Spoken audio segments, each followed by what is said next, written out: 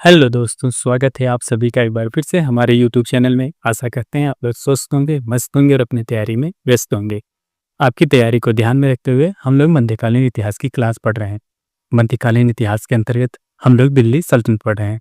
अगर आपसे दिल्ली सल्तनत के कार्यकाल की बात पूछ लिया जाए तो इसका कार्यकाल कब से कब बताया गया है? इसका कार्यकाल होता है 1206 से लेकर 1526 ईस्वी तक। अगर आपसे इसी से संबंधित कई तरह के क्वेश्चन बन सकते हैं। देखिए, पहला क्वेश्चन हो सकता है कि दिल्ली सल्तनत का कार्यकाल जो होता है कब से कब तक होता है? ये 1206 से लेकर 1526 ईस्वी तक। दूसरा प्रश्न आपसे बन सकता है कि दिल्ली सल्तनत के अंतर्गत जो 5 वंश होते हैं, सबसे पहला वंश और सबसे आखिरी वंश कौन सा होता है? आपसे ये पूछ सकता है। पहला वंश गुलाम वंश होता है और जो आखिरी वंश होता है लोधी वंश होता है।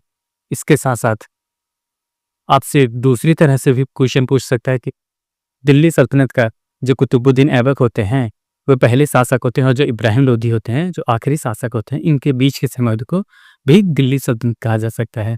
आप कह सकते हैं दूसरी तरह से क्वेश्चन पूछ सकता है कि गुलाम वंश के प्रारंभ से लेकर मुगल काल के प्रारंभ तक के बीच के समय को दिल्ली सल्तनत कहा जाता है।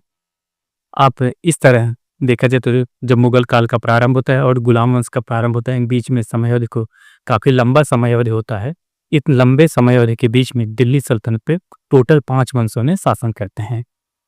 इतने लंबे समय कितने वंश शासन करते हैं? दिल्ली सल्तनत पे कितने वंश शासन करते हैं? अगला क्वेश्चन ऐसे भी पूछ सकता है। टोटल 5 वंश शासन करते हैं। वे 5 वंश कौन कौन से होते हैं, एक बार उनके नाम जान लेते हैं। साथ ही साथ उनका क्रम भी देख लेते हैं कि अगर एग्जाम में आपसे क्रम पूछा जाए, अक्सर अगर आप प्रीवियस क्वेश्चन पेपर या किसी भी एग्जाम का पेपर, अगर आप किसी भी प्रीवियस पेपर को सॉल्व करते होंगे, जो आप प्रतियोगी परीक्षा का प्रीवियस पेपर होगा उसको सॉल्व करते होंगे, तो उसमें जरूर क्वेश्चन आया होगा कि दिल्ली सल्तनत में कौन कौन से वंशों ने शासन किया था, या उनका क्रम पूछ लेता है, ऐसे आता है। तो इन क्रम में पहला जो होता है, दिल्ली सल्तनत पे गुलाम वंश शासन करते हैं, उसके बाद खिलजी वंश शासन करते हैं, उसके बाद तुगलक वंश शासन करते हैं, उसके बाद सैयद वंश शासन करते हैं, अंत में लोधी वंश शासन करते हैं। ये दिल्ली सल्तनत पे जो 5 वंश शासन करते हैं, ये पांचों वंश का क्रम था। पहला गुलाम वंश, दूसरा खिलजी वंश, तीसरा तुगलक वंश, चौथा सैयद वंश और आखिरी जो होता है लोधी वंश होता है। ये 5 वंश दिल्ली सल्तनत पे शासन करते हैं।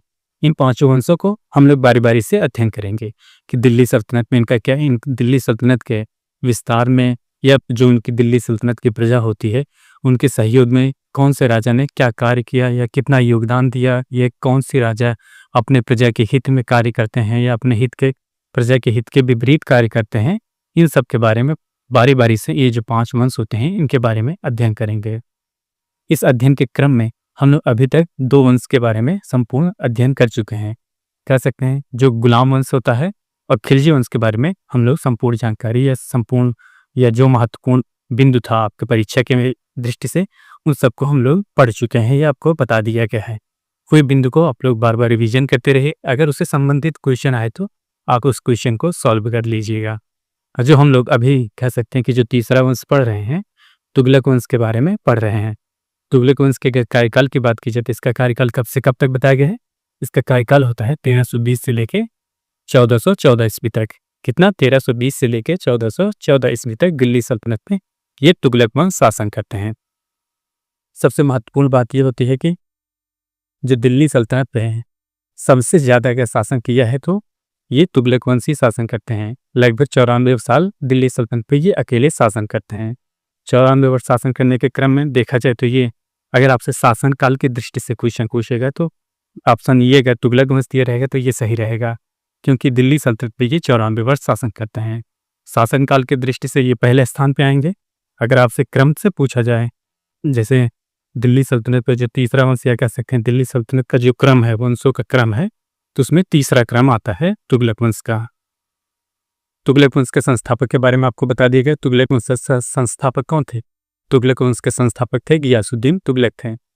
और हम लोग अभी तक तुगलक वंश के बारे में जो उनके संस्थापक थे, या जो कह सकते हैं कि जो तुगलक वंश की नींव रखते हैं या तुगलक वंश के जो पहले शासक होते हैं, उनके बारे में हम लोग अध्ययन कर चुके हैं।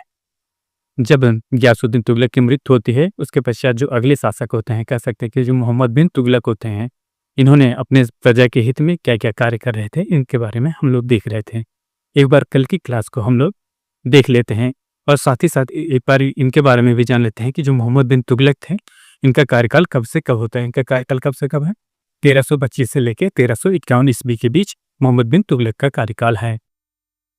अब हम लोग एक बार कल की क्लास को रिवीजन कर लेते हैं, ताकि अगर हमें जो आज कल की क्लास में अगर कुछ भी पॉइंट हम लोग भूल गए हों या याद नहीं हो या याद नहीं हो रहा होगा, तो उसको रिवीजन करते रहेंगे, या मतलब आज की क्लास को रिवीजन करेंगे ताकि वो हमारे ज़हन में आ जाए और उसको जो भूले हुए हैं उसको फिर से याद कर सकें, और जो आज की क्लास है उसको हम लोग अपनी क्लास से कनेक्ट कर सकें और आसानी से समझ सकें। कल की क्लास में आपको क्या बताया गया था? जो सुल्तान थे, या कह सकते हैं जो मोहम्मद बिन तुगलक हैं, अपने साम्राज्य को कैसा चाहते थे? यहाँ सुल्तान कैसे चाहते थे?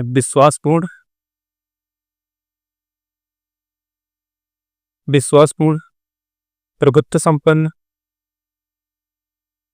क्या विश्वासपूर्ण, प्रभुत्व संपन्न,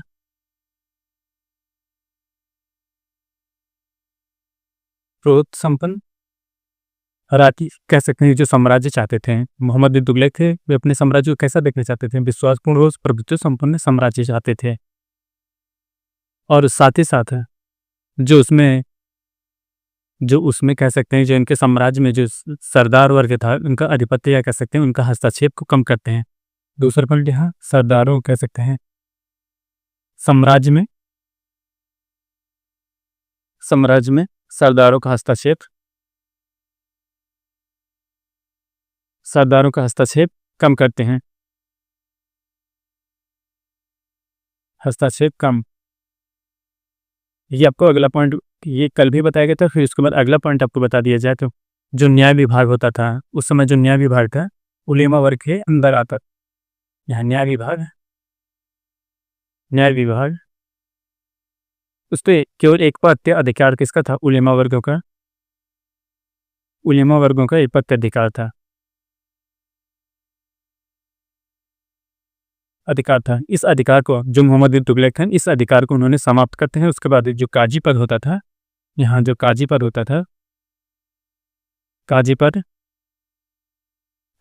पर सभी योग्य व्यक्तियों को नियुक्त किया जाता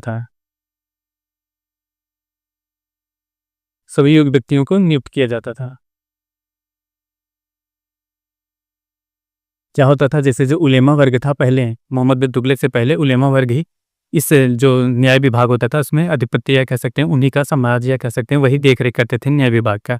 लेकिन मोहम्मद बिन तुगलक एक सबसे शिक्षित शासक होने के साथ साथ, सबसे विद्वान शासक होने के साथ साथ, वे इसको समाप्त करते हैं। जो युग होता था काजी पद के लिए उसे नियुक्त करते थे, ये आपको बताया गया था। और ये ऐसा करने वाले दिल्ली सल्तनत के पहले शासक होते हैं। उसके साथ साथ अब अगला पॉइंट आपको बताया गया था, जैसे जो उलेमा वर्ग होता था, अगर इनके ऊपर अपराध सिद्ध हो जाता था, क्या होता था? अपराध सिद्ध हो जाता था तो उन्हें दंड दिया जाता था। उन्हें दंड दिया जाएगा। ये भी कार्य सबसे पहले मोहम्मद बिन तुगलक ही करते हैं। अभी तक दिल्ली सल्तनत पर ऐसा कोई भी राजा नहीं होता था जो उलेमा या कह सकते हैं जो न्याय प्रणाली थी उलेमा वर्ग के आधिपत्य में था, कि उन्हें जो भी व्यक्ति होगा या जो न्याय प्रणाली करता होगा या जो काजी होता था, अगर वो जैसे किसी भी व्यक्ति के साथ है गलत कार्य करता है या भ्रष्टाचार करता है, इन सब में लिप्त पाया जाता था, उसे छोड़ दिया जाता था, उसे कोई भी दंड नहीं दिया जाता था। लेकिन मोहम्मद बिन तुगलक जो थे उन्होंने ऐसा नहीं करते हैं। अगर काजी के ऊपर भी भ्रष्टाचार या ऐसे अनर्गल कई कार्यों में लिप्त पाए जाते हैं तो उन्हें दंड देने का प्रावधान ये मोहम्मद बिन तुगलक करते हैं। और साथ ही साथ ये भी कार्य दिल्ली सल्तनत में सबसे पहली बार यही सुल्तान करते हैं, मोहम्मद बिन तुगलक ही करते हैं। उसके बाद अगला पॉइंट आपको बताया गया था, जो साम्राज्य में कह सकते हैं मोहम्मद बिन तुगलक के साम्राज्य में जो शाही सेवाएं होती थी, लेते थे शाही सेवाओं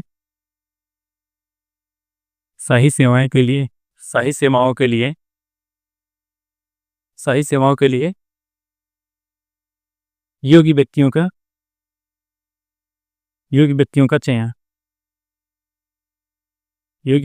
चयन।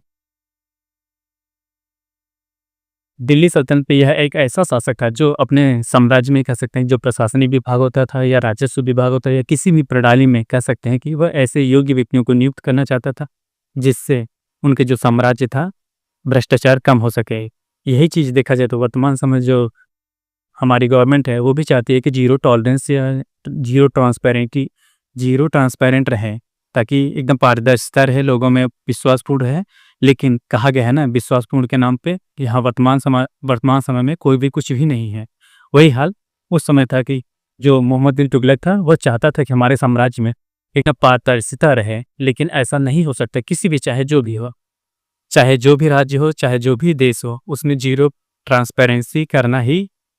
ट्रांसपेरेंसी नहीं की जा सकती। कहीं ना कहीं कुछ ना कुछ जो गलतियां रहेगी ही। इसी वजह से वो चाहता था कि सेनाओं में योग्य व्यक्तियों को नियुक्त किया जाए ताकि जो दिल्ली सल्तनत है उसका साम्राज्य विस्तार किया जा सके और उसे काफ़ी दिनों तक या काफ़ी आगे ले जाया जा सकता है, ये आपको बताया गया था।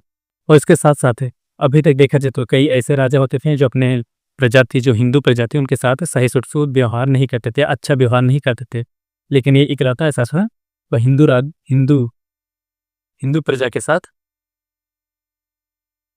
प्रजा के साथ सहिष्णुपूर्ण सहिष्णुपूर्ण सहिष्णुपूर्ण व्यवहार करता था।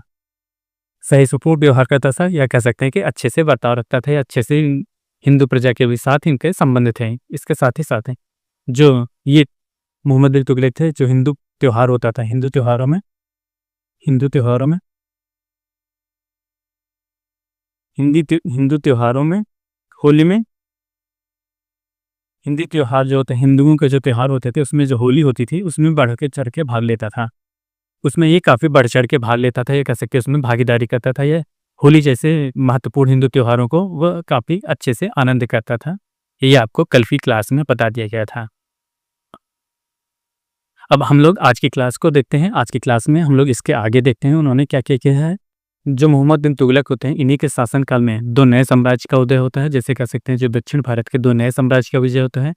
कौन सा होता है? विजयनगर और बहमनी राज्य का विकास होता है, या उनका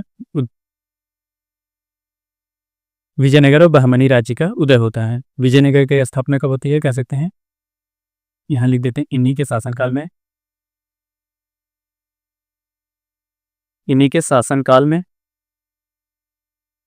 शासनकाल में दो साम्राज्यों का उदय होता है, दो राज्यों का उदय होता है, दो राज्यों का उदय होता है। वे दो राज्य कौन से होते हैं?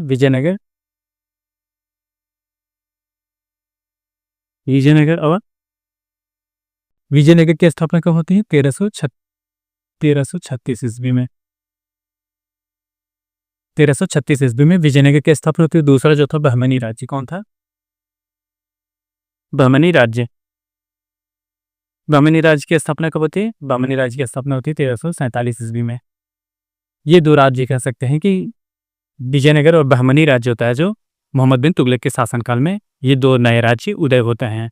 कौन थे? विजयनगर और बहमनी। इनका स्थापना 1346 ईस्वी में होता है। और इन्हीं के शासनकाल में अगला पॉइंट लिखते हैं, इन्हीं के शासनकाल में एक इतिहासकार होते हैं, इब्न बतूता। यह कह सकते हैं एक यात्रा वृत्तांत या जो यात्री होते थे, इब्न बतूता।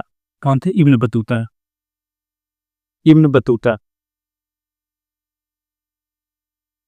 इब्न बतूता के बारे में जान लेते हैं। ये कहाँ के निवासी थे? ये देखा जाए तो ये मोरक्को के निवासी। कहाँ के हैं? मोरक्को। ये मोरक्को के निवासी होते हैं, मोरक्को के निवासी।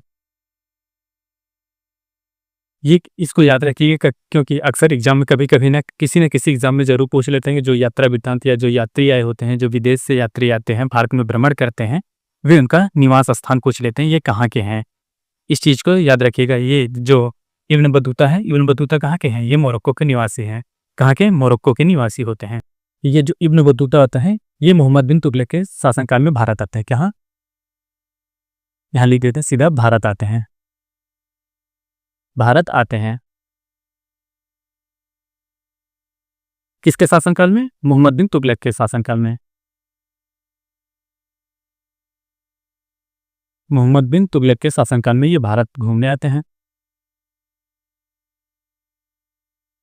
ये मोहम्मद बिन तुगलक के शासनकाल में भारत आते हैं। उसके साथ ही साथ इन्होंने अपनी जब ये भारत आते हैं तो भारत आने के बाद ही इन्होंने, ये कह सकते हैं यात्रा वृत्तांत थे, इन्होंने यात्रा करने के पश्चात एक पुस्तक ली थी। पुस्तक क्या थी? यहाँ पुस्तक को डबल इन्वर्टेड कॉमा लिख देते हैं, किताब उल रिहला।